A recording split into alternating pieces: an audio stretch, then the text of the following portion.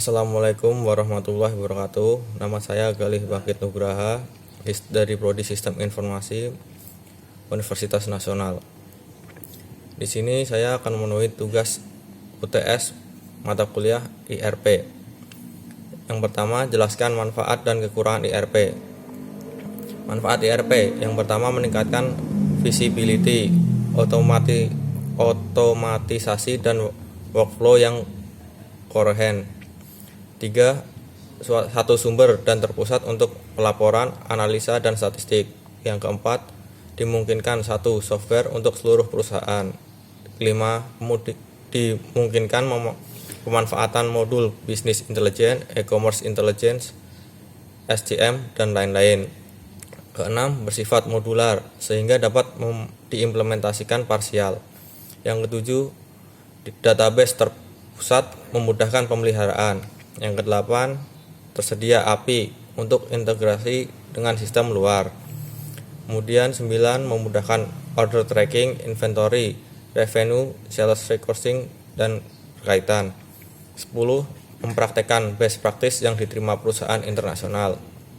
Adapun kekurangan dari IRP, yang pertama mahal, siklus implementasi panjang, payback sulit diukur, membutuhkan partisipasi user untuk berhasil, membutuhkan biaya infrastruktur, migrasi yang rumit dan sulit diterapkan pada organisasi yang memiliki organisasi yang dinetralisasi ketergantungan kepada vendor IRP tinggi. Kemudian soal yang kedua, jelaskan area SCM, Supply Chain Management. Adapun SCM adalah mekanisme yang menghubungkan semua pihak yang bersangkutan dan kegiatan yang terlibat dalam mengkontroversikan bahan mentah menjadi barang jadi. Yang area tersebut merupakan pertama adalah pelanggan. Pada sebagian besar industri manufaktur, pelanggan atau customers merupakan mata rantai pertama yang memberikan pesanan, terutama pada perusahaan yang berorientasi original equipment manufaktur. Kemudian perencanaan atau planning. Setelah pelanggan membuat pesanan yang diinginkan, Departemen Perencanaan akan mempersiapkan perencanaan produksi untuk memproduksi produk yang dibutuhkan oleh pelanggan. Kemudian ada pembeli. Setelah menerima perencanaan produksi, dalam hal ini adalah kebutuhan terhadap bahan mentah dan bahan-bahan pendukungnya.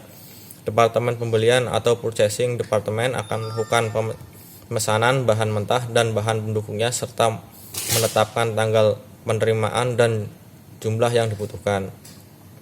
Kemudian inventory atau persediaan.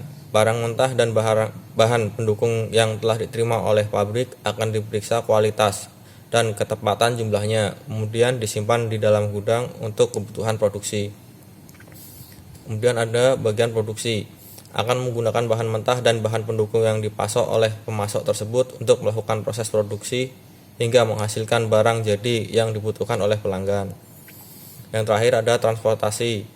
Departemen Pengiriman atau Shipping Department akan mengatur waktu keberangkatan barang jadi yang di gudang tersebut sesuai dengan yang diinginkan oleh pelanggan. Kemudian yang soal ketiga tentang MRP, Material Requirement Planning. Material Requirement Planning itu merupakan suatu prosedur logis berupa aturan keputusan dan teknik transaksi berbasis komputer yang dirancang untuk menerjemahkan jadwal induk produksi menjadi kebutuhan bersih untuk semua item. Tujuannya penjadwalan item pada saat dibutuhkan. Asumsi dalam MRP tersendiri load time untuk seluruh item yang diketahui atau dapat diperkirakan. Setiap persediaan selalu dalam kontrol. Semua komponen untuk suatu perakitan harus tersedia pada saat suatu pesanan untuk perakitan tersebut dilakukan. Kemudian pengadaan dan pemakaian terhadap persediaan bersifat diskrit. Proses pembuatan suatu item dengan item yang lain bersifat independen. Soal selanjutnya yang nomor 4, sebutkan beberapa software IRP. Yang pertama, Odoo. Kelebihan dari Odoo itu sendiri adalah akses yang dapat dipercaya, multi-platform yang dapat digunakan di Windows, Android, Linux, dan sebagainya. Menghindari redundasi. dari pemasukan data dan operasi, mengurangi jeda waktu penampilan informasi dan laporan, pengurangan biaya, penghematan waktu, dan peningkatan kontrol dengan analisis skala enterprise, modul lengkap dan saling integrasi, saling terhubung satu sama lain. Adapun kekurangan Odoo yakni program aplikasi Odoo ini banyak memberikan pilihan konfigurasi. Hal ini menyulitkan untuk menentukan cara yang terbaik. Odoo dikembangkan oleh komunitas, oleh sebab itu program ini akan mengalami banyak perubahan dan perbaikan. Odoo dikembangkan dengan bahasa pemrograman Python, dan yang tahu pemrograman Python ini masih belum banyak, sehingga kalau ada masalah sulit untuk mencari informasi. Kemudian ada program SAP ERP. Kelebihan dari SAP tersebut adalah terintegrasi. Modul bisa mencakup semua bidang perusahaan, bisa mengembangkan semua aplikasi yang dibutuhkan di perusahaan, menguasai produk ERP. Kekurangan dari SAP itu sendiri adalah kelengkapan data yang di-entry dan batas waktu yang harus disiplin, perangkat kompleks, baik pelaksanaan maupun implementasi, biaya perangkat lunak yang tinggi, implementasi aplikasi dengan resiko yang tinggi, dan waktu untuk menyebarkan. Ada juga software dengan nama Oracle.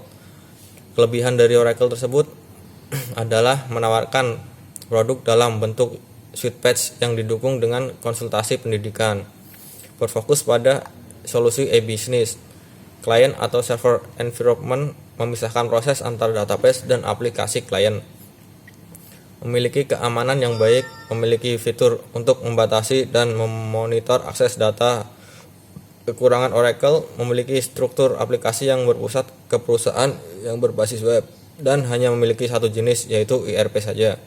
Oracle memiliki tampilan yang rumit sehingga sulit digunakan, terlalu lambat dalam penggunaan, dan beroperasi hanya pada satu database saja.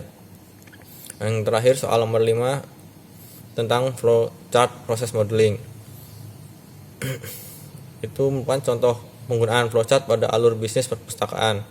Siswa dapat datang ke perpustakaan. Setelah memilih buku yang hendak dipinjam, siswa membawa buku tersebut ke petugas administrasi sambil menunjukkan kartu siswa. Jika syarat dipenuhi, siswa langsung menandatangani kartu peminjaman buku dan buku diserahkan kepada siswa tersebut. Namun jika persyaratan tidak dipenuhi, misal tidak membawa kartu siswa, maka ia tidak diperbolehkan meminjam buku. Ya, demikian presentasi dari saya. Terima kasih. Wassalamualaikum warahmatullahi wabarakatuh.